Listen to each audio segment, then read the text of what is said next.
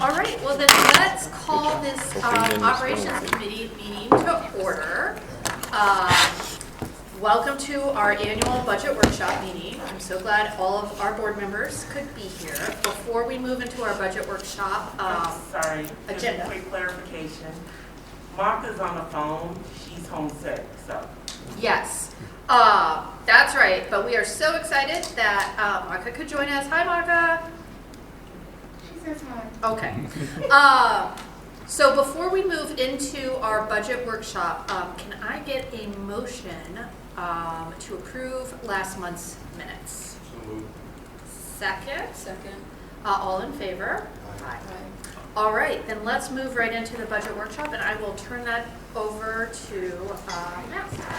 Hi, everybody. Good evening. Thanks for everybody joining us. I'm just going to draw us back to the conversation we started in the work session. And then it'll be helpful if you pull up the budget considerations document when we get to that point to walk through it. The first thing that you see on the screen, remember, is just what we are referring to as kind of our budget comparison document, which is our planning document for how we build next year's budget. Remember the fiscal year 24, the 23-24 budget, and we go in there. And last time we talked about, and I know this is really small print, so you can pull it up on your computer too, because nobody can read that, but the $5 million and the $3 million and really an $8 to $9 million reduction that we're targeting and trying to go through that process once, that we'd like to identify those strategies here this winter and spring rather than doing this whole process again next year. Now, of course, that's going to take some maintenance to see what we're able to execute and how we execute it, but at the same time not wanting to relive a conversation around reductions the following year. And we talked a lot last time about enrollment and how that impacts that number. We know that there's still the variable of supplemental state aid, and then of course our settlements with our different bargaining groups that will also inform this conversation, which will be a little bit of what we talk about in some of those considerations here later this evening. But one thing I just wanted to probably provide a little more knowledge around tonight before we get started. You see that pie graph that we created a visual for in front of you that shows the 85 cents of every dollar that we've talked about a lot, and then what the other 15 cents are. And there's another document that I'll make sure you eventually have available to you, but I didn't get it uploaded for tonight, but did want to walk you through in a little bit more detail of that 85 cents and what that is. And so you see really more spend time on the other 15 cents. The wages and benefits make up 85% of that, as you can tell here. And then the other pieces as we break those out are contracted services, repairs, maintenance, utilities, tuition that we pay out for open enrollment, transportation, supplies and equipment, and then AEA flow through, which that 4 cents right there, that 4%, we really can't touch, right? That just goes right to the AEA. So we're really working with about 90% already accounted for in wages and benefits, and then the AEA flow through. That other 10%, you'll see a couple of suggestions of strategies tonight as we work through that, but as you can tell, there's not a lot of room in that conversation, or there's not a lot of room in any of those areas to go get savings. And I think that's probably an important one for us to articulate when folks ask us about why we're considering the reductions that we are considering, to have some understanding there. This document that, like I said, at a different time we can spend some more time on, then further into it, what Les has done is provided also some detail about what makes up each of those pots. So this is the first one, the wages and benefits, and shows you then how that 85% is broken down. You can tell obviously our teachers group is the largest in that section. But then other interesting ones is sorry, there's a lot of scrolling here because it's doing it in a different kind of view. I wish I had a landscape for you. But contracted services, for example, people might ask us, well, what contracts do you have out there? Well, the majority of that is accounted for in our audits, our legal, and our asbestos, right? So it's not going to be maybe the high revenue source to look for reductions in there that somebody might say that the district has these contracts, these big dollar contracts, why don't you go reduce those? Our biggest cost items in there are those three. There might be some things that as we continue to do analysis too, where we look at repairs or HVAC repairs, things like that, where we just want to make sure we do a comprehensive overlook at this too, to make sure there's not something that could be accounted for in a SAVE or PEPL fund that is currently being spent out of this 15 cents. But we've refined this a lot as we continue to work through budget cycles outside of a budget reduction process to make sure those funds are expended the way they can be. Utilities is another one, tuition out, as you can see, transportation.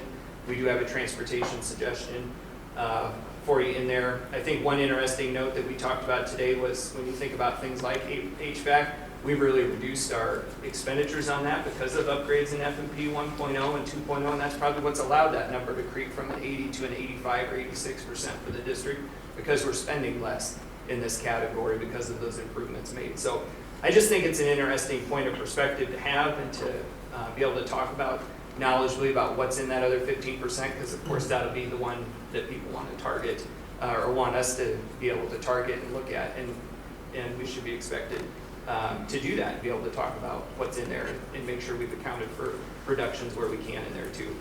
But as we know, it's not the biggest part of the pie. Have any initial questions on that before we get into the actual consideration document? All right. Matt, I'm not sure if this is the time to ask this, but in the document you have, let's see if I can get the right one. The Board Operations Committee, FY24 budget considerations document, you have a whole list of possible reductions. Are those reductions, they're not intended to equal the amount that, just the amount that we need to. Perfect segue, Charlie. You're exact. Yeah. So Sorry. spot on. So if you total those, I think when I totaled them at last, it actually reaches about $12 million total if you counted all of those, right? So we're anticipating there's some of those either we're not going to realize the full amount of savings in that category, or there's some of them you're going to say you're not interested in us pursuing, right? Or we're not going to be able to pursue for different reasons as we get feedback on. When I put out the video to staff, I said we need to do engagement on this, right? We've done engagement with cabinet, we've done engagement with the admin council, our principal team, but we're going to have to do some additional engagement with staff and with you all as we go through this, that just because we started with the guardrails of trying to protect people and programs to the greatest extent possible, these may not be things that you like or that other people, they may give us feedback on them, and we may say this isn't going to be a strategy we decide to take. And so we wanted to account for more things than just reaching that exact number, because I think that gives us better options. And some of these options you may not prefer or may not like, but you're exactly right. The total's higher than we're targeting for a reduction.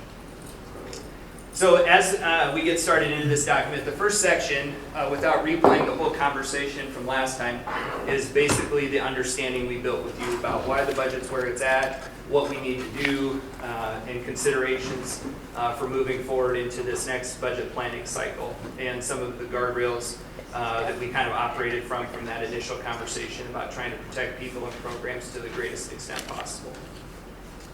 So I'm not going to spend a lot of time there, but the section 2 is where I'm going to jump in for overview perspective here. So section 2 talks about projected FTE changes to the general fund.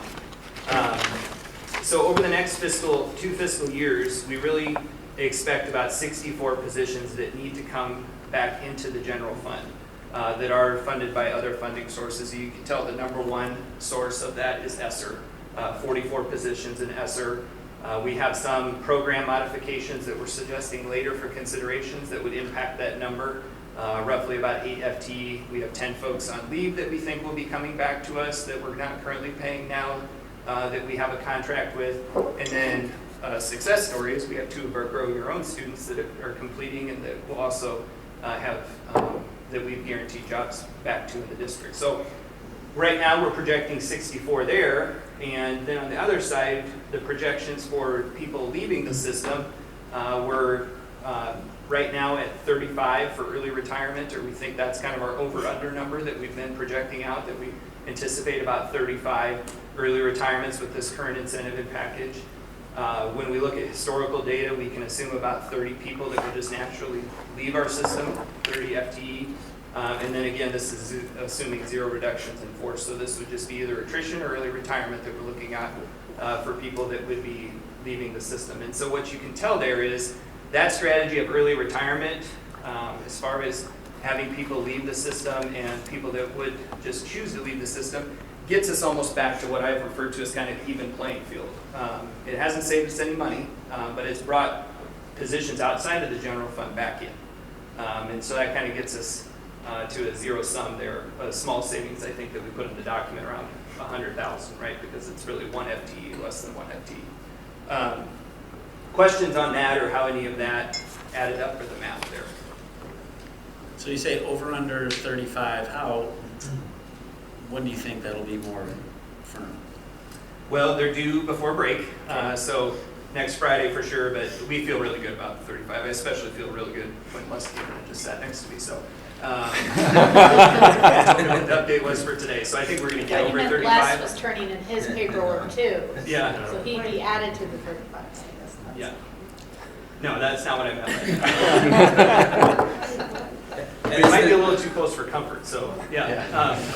But we do think we'll get over that 35. Now, I don't know how big that number will be, right? And I think what we'll owe back to you guys is, as these numbers continue to get refined, is to better project what that looks like, okay, and to keep providing an update on that. And then just that natural attrition, that's people moving to another state or just, and we reach 30 based on what we see every year. Yeah. So we feel good about that number also. And then Chase, you want to tell them the second step that we do in that to try to also project that 30 number? Sure, and yes, we do. We looked at our natural attrition over the last 4 years, and we had 1 year that was an outlier, but based on the overall average, that daily number, it seems very reasonable. And then when we come back in January, we'll send out what we call our teacher intention form to try to get an early update of what they're thinking about doing next year. We ask a couple of questions, and it's one of the questions they ask us for this situation is, are you interested in transferring to a different building or looking at other positions? We obviously don't lock them into this, but knowing that we might do some movement helps us with that too. So looking at the historical data, and then we'll get some of that feedback from current teachers in early January about what their intent might be. All right. So then we get to section 3, and these are reduction considerations. And probably the disclaimer I put on this is similar to where we started the meeting tonight, is that these are just considerations, right? I told the staff that they should watch board meetings to see legitimate things being considered. So yes, these are legitimate things being considered. Does it mean we're implementing them tomorrow? No, right? This is where the starting point for us, and something that we want reactions to and that we want feedback on. But at the same time, we know we have to cut from somewhere. And again, we started with trying to protect people and programs to the greatest extent possible. And so this is our first crack at presenting some ideas to you tonight. It won't be the last opportunity we have to do that. I'm sure a lot of ideas will surface. But I'd ask staff to try to keep updated with the flow of board meetings, because I'm sure other ideas will get floated out there that aren't valid or aren't ones that we're legitimately considering. So the first one is to delay curriculum purchases. You know, we've purchased curriculum on a rotational cycle, and so if we did that and we didn't purchase any curriculum next year, that would be a savings of $1.5 million. The other point that I think is important to make as we look through these reduction considerations, keep something in mind, is when we don't purchase something or we don't expend the dollars in a one-year fashion, that's a one-year savings, right? The other thing we have to monitor is recurring expenses. And so if we never decrease our recurring expenses, we've only solved the problem in the short term, right? We've only solved a one-year problem, and that problem is going to creep back in for us. So there's a balance of strategies here that show some one-time savings, and then others that would project some longer-term savings for the district budget. This would be an example of that one-time savings, because at some point you would come back and buy that curriculum. This is the second strategy, is one we would do regardless of being in a budget reduction strategy or not. There's some portion of our nurse salaries that we can charge back to special ed or Medicaid, and we think that we can save $500,000 by doing so. The third one is the TLC Program Modification. So our teacher leadership program that funds our coaching program, our new mentors, or new teacher mentors. They fund stipends and extra days for other positions in our district.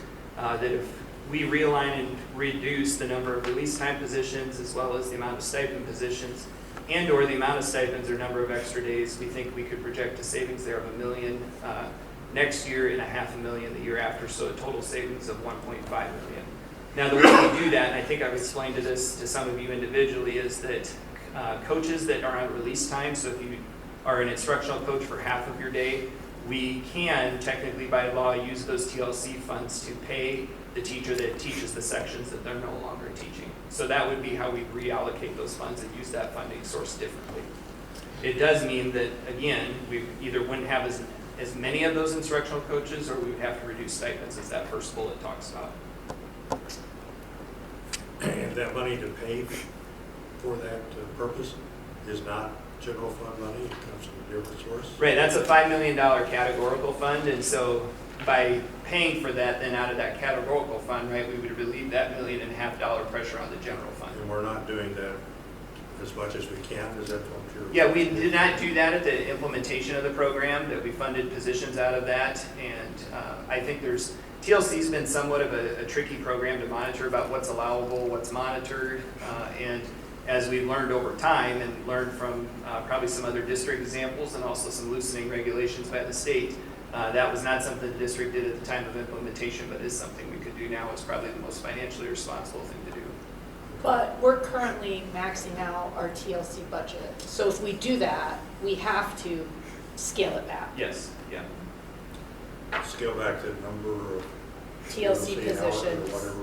The And how number much of we pay positions them. or the number of stipends we pay. Yeah. Right? All that money goes out to teachers in some kind of a fashion, either to pay them for a portion of their day, to pay for extra days, or to pay for a stipend. That if you're on the instructional leadership team at Lemmy Elementary, you would get a stipend to do that role. But it doesn't affect the number of hours the teachers are in a classroom. Well, as I understand it, so we have like a bucket for TLC money that we're using all of it now. We can take some of that money and shift it over to our teachers in the classroom to get some general fund relief. That means the bucket for our TLC program will be smaller, which means it won't be as large. So we won't have as many TLC coaches, or maybe we don't pay them as much. So it's not the same number of Well, teachers in the classrooms, classroom, is that yeah, right? just less TLC positions. Right. The next one speaks to the 15 cents that we started the meeting with. This would be attendance support busing. We provide attendance support busing within the mandatory transportation zones for different reasons. A lot of times these could be our more economically depressed areas in the community. There's a multitude of factors we look at. I know the operations committee looked at that a couple months ago about our attendance support busing and the routes we decide to run for that. If we reduce that budget by 50%, we would save $400,000. If you'd eliminate attendance support busing, that would save $800,000. That one would be, if I'm being transparent with you, that would be difficult. I mean, not having those routes are not going to feel good. We've already heard from areas where we don't have routes this year that don't feel good or look good to us. So, but again, in an effort to make sure we've kind of turned over every stone, that was one we felt compelled to present to you, at least consider. District administrator reduction. This is something you're going to see consistently throughout as a 4% number that we looked at a lot of groups as far as trying to reduce kind of our overhead, right, about the amount of folks that we have in the system, because that's the recurring nature of this. And so from the district administrator level, we're suggesting a reduction of 2 to 3 administrators, and that matches the 4% number, and that would be a proposed budget savings of $450,000. I'm not suggesting our team doesn't have enough to do. I think you know from the heat maps that we're very efficient on the central office level, but I also am trying to respect a concern I just know we're going to hear. That is going to be one of the first things that people ask is, where's the cut coming at central office and the central office administrative team? And so I felt compelled again to make sure that we share that one with you. That is something we would consider, and that's the amount of savings it would generate. Matt, on that, it's a small number. Do you think, again, saying we don't want to reduce anybody, would that include this group? So the reason I think it's safe to present here tonight is because those people we would still assume would have a position with us. They would still have an administrator position with us. It just would not be a central office administrator. So we also assume we'll get some turnover in our building principal positions. And so then instead of working here at central office, they'd be reassigned to a So building. with attrition or movement? Yes. Okay. If you play that one step further, the concern then will be that school community didn't get to pick their principal, right? And so even if we're able to reduce them and still provide a job for them, the school community is probably going to feel a certain way about the fact they didn't get to select who that person was. Certified staff reduction. So this really is what talks about teaching positions, Charlie. And so here's a reduction of 4% of certified staff at the elementary and secondary. For secondary, that means 9 FTE. For elementary, that equates to about 14 elementary positions. And then also 4 elementary special positions. And we know through elementary, this means changing the RAM model, and as far as the levels we serve our schools in. We've been able to offer a nice level of RAM during the last 2 years of the pandemic because of the ESSER dollars. Speaking frankly, that's just not sustainable. I'm glad we did it at the time because I don't think we could have had more kids in a classroom with COVID and working through the pandemic, but that current staffing level isn't sustainable for us either in our current financial position. The red note at the bottom here I think is an important one to pay attention to. So if you go again to the first table that we started with tonight, and you look at the math on how many people we're bringing into the general fund and how many people are leaving, right now we don't really have projections sufficient to say we could implement this change. This would require some kind of reduction in force to do this. And so I think it's important to keep on here because we assume those numbers are going to change. That will probably continue to go up, early retirement and attrition, and one that we need to pay attention to. But at this time, knowing those 2 guardrails we have, this isn't really one that we could explore yet. But I think it's a reality, one force that we're going to have to as we continue to see movement in the system.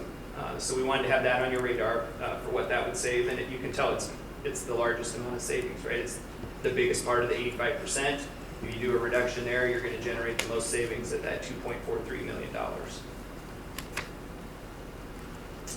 Online learning program reorganization. So we really ramped up a robust online learning program over the course of the pandemic and had our teachers teaching live to our students.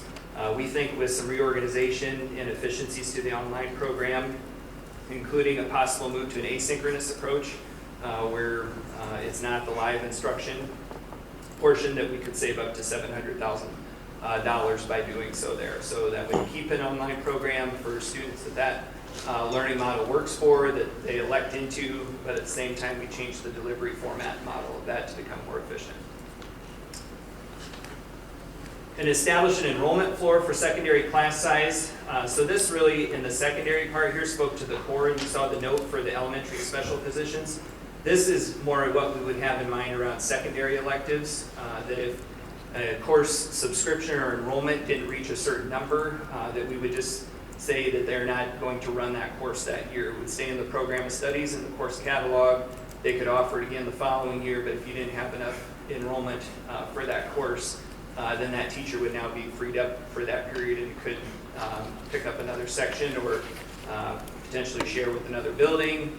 We may have staff that need to be moved between buildings as we become more efficient here, but it would really be this idea of a floor that our classes don't run if they don't reach a certain amount.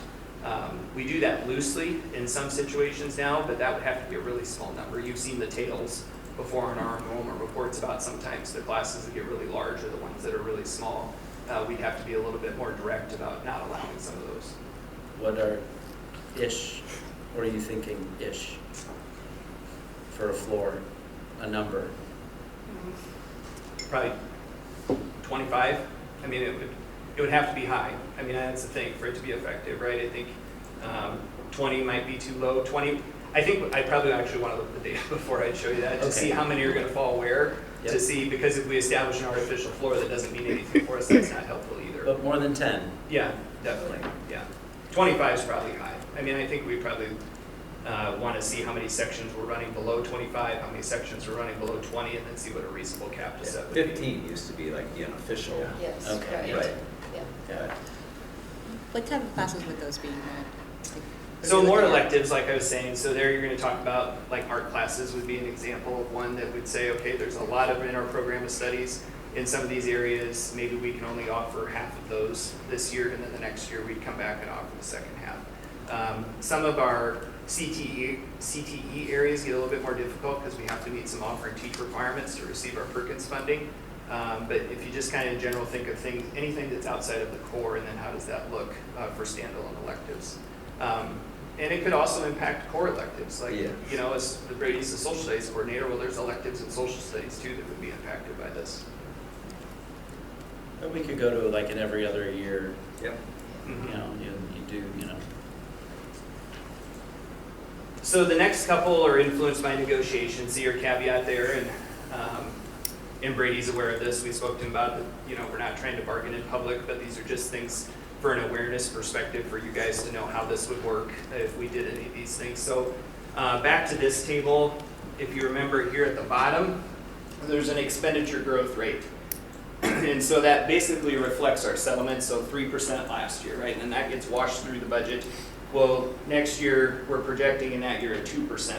Well, if that number went from a 2% to a 1%, what kind of savings would that create is what we're stipulating here for you on the document. That would generate another $1 million of savings. So a limited salary increase or a different kind of strategy negotiations there that would get us lower than the expenditure growth rate at 2% down to a 1% is going to generate $1 million. So you can kind of think about each percent in there is another $1 million that we're either spending or saving in that settlement. Furlough days, this would be fall in the range of the one-time savings. Again, there's a note on here about must be negotiated, does not constitute or invite bargaining in public. Roughly a furlough day for our groups would generate $800,000 in savings. If we average that on 2 furlough days for everyone, that would generate up to $1.5 million of savings. A lot of times this strategy has been employed when you've seen across the board cuts by the state because you need savings right now because your funding all of a sudden is less. It is helpful for a one-time savings, but again, it's not solving that recurring savings problem there. And for teaching staff and building-based staff that serve our kids, provide those direct services, this would have to most likely be on a non-student day if it were implemented as a furlough day. How many of those do we have? Like how many days do we have beyond the There's number not a of lot. days? Brady, do you know the specific number? We have like the 3 We have days 184 before. contract days, 175 kid days. Right, So I you was got gonna say about, 9. you got 9, Okay. But a couple. but some of them. But some are going to be, Some of the try. Yeah, conference days. yeah, some don't really work all that well, so that would be the max that you would be able to play around with. You're probably looking at under 3 or 4, yeah. there's, probably two. yeah, two. that's what I was going to say, is we've legitimately talked about there's probably 3 dates that would be options for doing this. And none of them are going to feel great, right? There's probably still work that we've expected staff to do on those days, and you know it's going to fall to other days of their work year that they would have to do that work. Yeah, we don't have people just sitting around. Right. Yeah. Right. Every one of those days is important. Yes. Right. And then another one that's kind of grouped in this idea of how we would work with staff. And while we don't have the negotiation aspect on this one, you know, we certainly would want to talk to staff about this. But if we started with an employee contribution to health insurance, that fund, if you guys watched the video I put out, or when we talked about those different buckets of funding, the health insurance fund there is made up of a share of employee contributions or general fund contributions. So if employees contributed into that fund to provide that benefit, it puts less pressure on the general fund. So there's less general fund contribution over there. And so that would, of course, then save money to the general fund. And we would anticipate that savings to be at about $850,000. There's different models we ran on this one about how much classified staff would pay versus certified staff. We don't think that number would be equal. We wouldn't anticipate our paras to pay what our teachers or administrators do in that scenario. And so with that, kind of the middle model, just to project savings here for you, we put at $850,000. So I have a question about this. I was under the impression that our employees could not opt out of health insurance right now because we cover them for free. Is that correct? And they technically can decline. Okay. But one of the reasons that because I think what may happen is we'll see some employees opt out rather than pay because say their spouse also has family coverage, right? So they don't need the coverage. But those are probably maybe our younger or more healthy employees that bring our pool costs down. If we see a mass, I guess what I'm getting at is if we see an exodus of our healthy employees, are we going to see our costs go up? Like, can we really realize $850,000 in savings? Given that our plan is considered a credible because we cover over 2,000 lives, and a credible plan usually is about 1,000 lives or more, Okay. and you would have to have at least 25%, if not more, people leaving the health plan for that to probably be an impact Okay. on that. So we would still remain credible in terms of the pricing and the benefit structure. And you could do other things Yeah. on the benefit side within the plan that might mitigate that if we Yeah. start getting to it. And I'm not saying I'm in favor or not in Right, yeah, favor, right. I just would hate us to do this and put the burden on and then not realize any Yep. money from it, Yep. savings from it. Les, how much do we have in our health insurance fund? It's like 18 million, and they recommend that you have at least a half a year of claims. So our claims run about $18 million a year. So we do have some extra there that, and we've done that over the last 10 years, right, Brady? Yeah. Where we haven't raised premiums Right. and to use that. But we've got a generally healthy employee base, and so we don't always have the claims that meet what we've collected, but you can't back off that on a given year because you don't know. It's actuarially computed about how much claims, and you see what the cost of some of the pharmacy stuff is. It would rock your world to know how much you pay for some of those prescriptions. Yeah, I mean, that's the thing. One claim could be hundreds of thousands of dollars a month, for one person, depending on that. That stuff gets super expensive super quick. Yes. Mhm. But yeah, we've held rates steady for 3 years in a row, and premiums for single and family. Yeah. Which is atypical of the marketplace. So when could we get the numbers on what it would cost the different employee groups for the health insurance? Like how far down the line would we get that information before we move on? Like what I don't want to have happen is if that's something that we want to consider, and if there's another one up there that impacts the amount of money staff is taking home, I would want to know those numbers before we go too far down the rabbit hole. Does that make sense? Yeah, and I think that's going to be our kind of generalized question here about which ones do you look at that you just say, we have no interest in that, Matt? Which ones do you want additional information on? And I would really see that as the next iteration of the conversation. What ideas haven't we considered that you think we should go bring you back more information on? And so in that particular one, I think we could get it pretty quick, but I encourage us to look at it globally to say, okay, here's your list. Which ones do we need to have some more in-depth conversation about? What does this mean now? What does that TLC line item mean? What does the health insurance item mean realized, and what are the facts around it? And then I would think that's where we could bring it back, and then you'd have a more substantive narrative around, okay, that's going to be the impact we feel. But if some of them are just, nope, we don't have interest in that, we want you to quit talking about it, then we'd rather cycle them out sooner rather than later and only bring it back if we felt, that we had to at that point. Well, and this is one, honestly, once you do it, you're not going to go back from it. Like, once you do this, that's the way it is. So that will be both a long-term savings to the budget and a long-term cost to our employees. Because we're 10 years from now, no board is going to be like, let's change this back. Yeah, I mean, that's really, once you let them Just have having it out of the the ability bag. to change it back is going to be the other thing. It's going to become so cost prohibitive that you'll never probably have the measure to be able to. Yeah, and it's not subject to negotiation, it's a prohibitive. It's an prohibited illegal. topic under the new law, so. And I'm sorry, one more, to be clear, to one of Charlie's early questions, everything on this list is about 12 million, you said? Okay. Yep. Central office professional support, central office professional and then / support staff and school-based classified staff reduction. So this would be some of our support folks out here. This would be building-based support. You think supervisory, paras, secretaries, custodians, a reduction by 4% in those areas. We'd save around $500,000 with that item. Again, we could look to take advantage of early retirements, where we have people go, realign our resources in those areas. And then additional budget savings opportunities. Some of these are going to fall into that 15% category. Reduce subservice expenditures. That'd be a proposed budget savings of $175,000. Elimination of extended day contracts. Reduce building and department budgets. Review and reduce obsolete vendor contracts. Review and provide revisions to extra duty stipends. Set up a placement cap for new hires. That one's interesting because I think the anticipated question I would get from you guys would be, well, how's that only $50,000? Well, we're probably not hiring anybody at this point, right? So you can't generate any savings on that. Yeah, if we get to the mode where we're hiring more people, then actually the savings on that number actually goes up, right? But right now, we're not projecting anything there because we're not planning on hiring anybody for a while.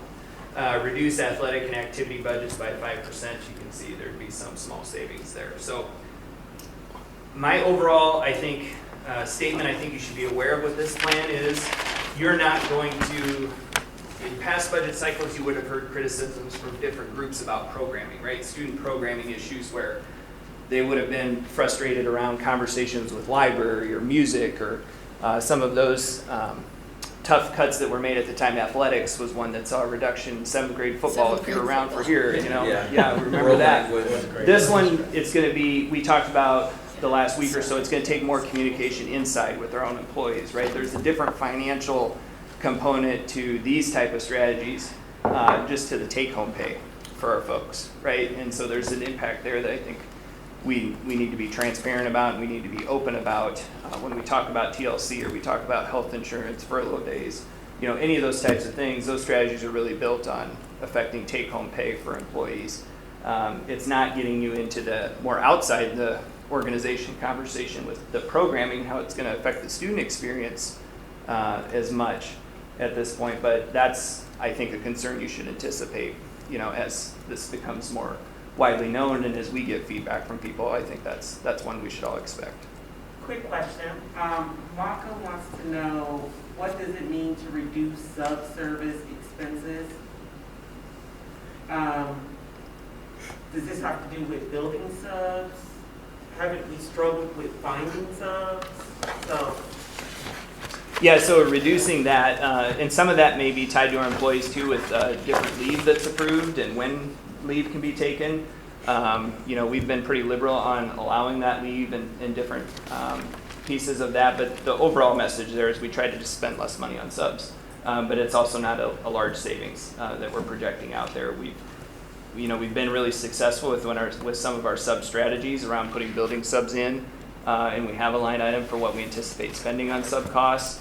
There's other things we've done to pay staff that have had to cover when we haven't had subs. So I think it would be an overall look at that system and a reduction we felt comfortable we could target for the next year to say we could probably save that many dollars. I don't remember, I don't have the page in front of me anymore about what the specific number was in that one. 75. Yeah. So let me ask an awkward question here. So Brady and Matt, how are we doing on getting the feedback from employees about, one, sort of this overall approach, and two, the specific list that we're looking at? Well, I would say it's very limited at this point, Charlie. We felt we wanted to come to you guys first about the things we were considering. If there was something you were going to say, hey, we're not interested in that, then there wasn't really much point in us getting feedback on that from staff. I understand that's what you're gonna want to inform some of your decisions. But the first step I did with staff was give them the same conversation you guys got. That was the video, right? And so I would anticipate our next step would be Brady and I working together to get some feedback on this. I think you should anticipate they're going to say they don't like it, right? I mean, that's what the feedback's going to come back as. We're not going to get, unless it's the ESC administrator cut, most of your people aren't going to say, yes, we like that one, right? So, and I'm not saying that, to be funny. I just think that's the reality. That's going to be the hard part, is if we turn away from everything that somebody says we don't like, we're going to be left with zero strategy. So it's going to be what do we like the best out of the worst, I'm not going to say that. But the advantage, I guess, too, I would say, to piggyback on that, of sending out, and this is where I'll say this at the board meeting proper as well, but that sending what Matt sent out in writing and then also the video was fantastic because it was fully transparent. It's nothing hidden. There's no games going on. No one's thinking this is March and they're saying the sky is falling and we're about to negotiate. This is the way they always do it. So I think that the level of understanding is a lot higher than it might normally be, which allows the engagement to be better, and we're doing it earlier. So yeah, I think to Matt's point, there's some things on here that teachers would need and staff need explanations about, but if they're going to move off of the page because the board's comfort level just isn't there, discretionary busing. You know, like if that's a no for the board or a yes for the board, that would then change how we engage staff. But that'll be those would be the next steps, and we've talked about that. Yeah. Yeah, for sure. So. And so we anticipate really in January that's where we would do that, right? I mean, I don't think every meeting we can come here and talk about strategies, right? Part of it's going to be we present some strategies to you guys, we go get feedback, spend some time doing that. We also let data points continue to get settled during that time. Yeah. The more information we find out, that's going to help us as well as far as those early retirement numbers, attrition numbers, SSA, whenever that comes. All of those things. We don't want to rush any of those parts either and land in a spot before we need to. So I think the idea of discussing strategies, getting feedback, bringing those results back, I think is a workable solution for us here. So we're hosting another webinar, Les and Nick and I, tomorrow for folks who are eligible. Thursday. Or Thursday, sorry. Yeah. Days are also great. Thursday for the retirement incentive. The 22nd of this month is the super enhanced retirement deadline, and then January 27th is the enhanced deadline. You know, I think January 10th is probably the governor's condition of the state address, so we'll at least have a clue from her press release or statements about what SSA, you know, might look at. And I know what was said last time, that it's not a panacea, even if it's higher than we anticipate. I just think it's smart to have a strategy, because what can happen too often is when it's late and there's a time pressure component to it, that's when you see more of the civil wars start to erupt. And so I think we have very reasonable people, I do, and I think letting them just see the data and consider it and have conversations and, you know, honest engagement is going to be way better. Charlie, we did, well, not a large group of employees, we did, as Matt said, work with our administrative council, and we used a model that we thought was successful that we'll have to talk about what we meant by to replicate with different employee groups. If you remember back to what we did with FMP 2.0, we generated that list of 35 or 36 concepts, had everybody vote individually, then got them into groups and talked about it, and re-vote again. We did the exact same thing. So there were about 22 or 23 budget concepts that had a little bit less information than we provided you all this evening, but did have a dollar figure. Had every administrator read them, review them, prioritize, pick 6 or 7, and then we showed it to the group. Then we grouped them in groups of administrators. They gave additional conversation, and as groups, they submitted that feedback again. And so we tried to show them those guardrails, like Matt was talking about, where we were focused, away from people, away from programs, let them talk to their peers, and then have that conversation and do some individual and some group thinking. And just like in FMP 2.0, we felt like people felt involved, they felt heard, they felt valued, and they gave us feedback that we think that we can utilize. And so if we can work with Brady and some other employee groups, we hope that we can use that same sort of engagement model throughout January to bring that voice to the table a little bit more. Great. Sounds really good to me. Especially if you start to see similar things rise to the top from multiple groups. Right. Guidance. I would note caution with using Governor Reynolds' State of No. the Union. I mean, hasn't she come in actually higher for SSA Yep. every year? Yep. So we'll have to, Oh, yeah, exactly. I mean, I guess we Yeah, know we'll what the give you ceiling is. Exactly. Yeah, that's why I look at it. That's going to Yeah. be seen. We won't move 1.5 off the sheet till we get No. there. Yeah. Yeah. Well, and the truth is, long-term, it's enrollment. Yeah. So whatever SSA is, and that's just not something we're gonna be able to reliably predict. And I think, so for what it's worth, you know, looking at these things with longer-term impact, I think is smart. To kind of look at these strategies that have the longest, you know, to you know, not consider the short-term stuff as well. But I think the more we can think about these long-term things, so we're not doing this again in 5 years and in another 5, you know, because of enrollment. Because if enrollment goes up, great. I mean, then we can do some things. But if it doesn't, then, you know, we're in this sort of steady decline for funding. So. You're right. I really think the long view, I think that I've become aware of the last 2 or 3 days, and part of this was a conversation with our legislators talking about when that impact of that tax policy be felt. I mean, we kind of said, you know, next year maybe we'll, you know, there still might be some funding, or this year there still might be some funding, but then the revenues for the state are going to get really bad. They're targeting 2027. And when we look at some initial projections we got back in the enrollment report, that's a bad year in enrollment projections on that report. So that is a year we should all probably earmark and say, if we don't have this right size by the time we get to 2027, that's going to be a difficult stretch for the district, right? Because the state funding we can almost predict is going to be bad by that time, and we know we're not going to be gaining kids most likely in that time frame either. Thoughts about the list. I'll tell you, I'm not a fan of most of the additional budget savings opportunities. For example, the reduced athletic and activities, the review revisions to extra duty stipends, and the reduce the building and department budgets by 5%. I see those more as programming, and then those are just gonna affect kids, you know, really, really hard, and we're not getting a lot of saving. I mean, there's not a lot of a savings to be held, but I think they're really gonna feel impacted at the kid level. So that I'm just not a huge fan of those three. And a thought, I mean, correct me if I'm wrong, but one of the things that I'm kind of mulling over in my head is if we did 2 furlough days, I understand that's a one-time savings, but if we anticipate seeing attrition of 30 people a year on average, that would give us some space, right, for in 2 years thank when you. You made a great point I didn't get to make in there. I forgot to talk about that. That's the other thing the one-time savings can do. They give you room to have some other things happen, right? It gives you space to let some more attrition happen, which that's why those one-time savings are still important to look at, because we might not get the attrition we need this year. That's why when we project a 5 this year and a 3 next year, maybe it realizes as a 6 this year and 2 next year. Maybe it realizes as a 4 and a 4. You know, I mean, that's going to be the hard thing to know. But those would give you that opportunity. That's a great way to say it, Lisa. Because I would much rather lose 30 people through natural attrition, right, than a 30-person RIF. Right. Yeah. And so if furloughing for 2 days gives us that space, and I would obviously want to hear the official union, but I would assume that the teachers would also, I would rather have the 2-day furlough than a RIF.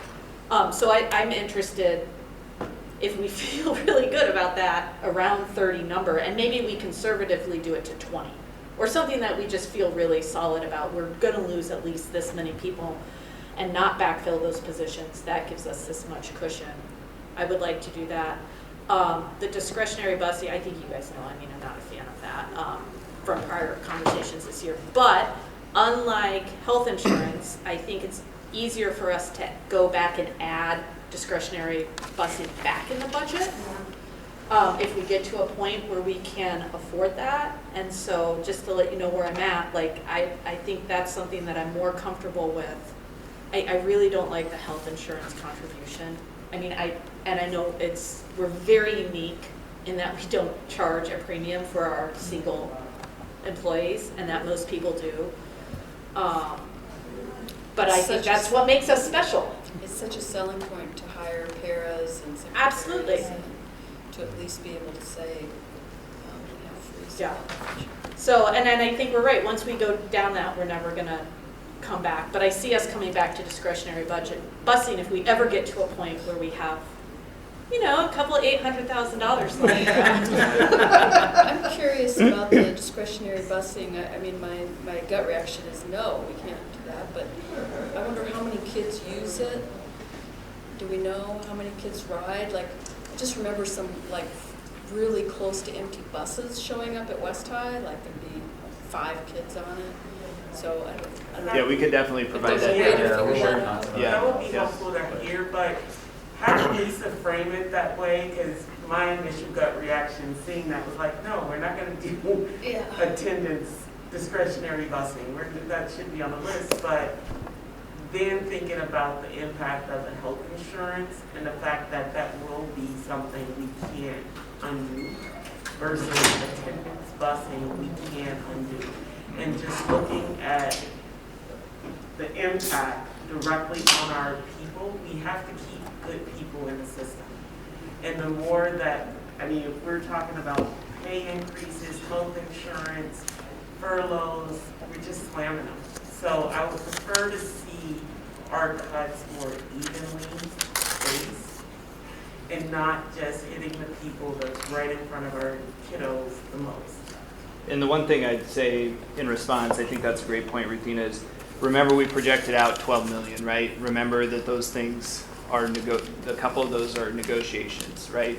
And so knowing we're over, knowing that we with the budget picture we have, we don't need to do every single one of these things, you know, we know that not all of them will probably be realized, right? But how do we get to where we need to be is, you know, what I just ask you to keep in mind, right? That as we look at those, how does one maybe help the other, or take away the ability for us to need to do a different one if we do one of those. So What I would really like to see for our attendance support busing is the data that we talked about at our busing meeting and look at first try, because for those of you that didn't make that, we have an attendance support route that we're not running this year, but we ran last year. And so we can look at some data for those kids from that to see if we're seeing drops in attendance and all of the things that are really important. If we can pull that data, and if we don't see any change, right, but then I would be more inclined to be a little bit more comfortable leaving attendance support busing on the chopping block for the budget. But if we see some really bad data that, like, if we're not getting these kids on a bus, that they are falling through the cracks, I'd just like to see that. And we can work on that, bring it back. I mean, Mama chimed in and say she agreed, so. okay. And that document's posted. It's from our October 22nd ops meeting, and to answer to Molly's question, we'll bring this back to, it was 713 students are what provided attendance for busing. Sure. No, it's Molly at the table instructor. Oh, okay. It's hard to take the rules. I want to give us 5-minute bio break before we do the board meeting. Directors, we have 5 minutes, any last thoughts? I guess, only thing I'd say, not to go through everyone, but on the salary piece, that's another thing that, if we do something limited this year, and we have done this in the past where we've had a lean year and then we made it up to folks. And I think that's something to think about too, that just because something might be different this year, in the past we've had, hey, this is a tough year, but we have your back next year, and then we came through on that. And so I think that something to think about, that, just because looking at where our biggest impacts are, that's a big one.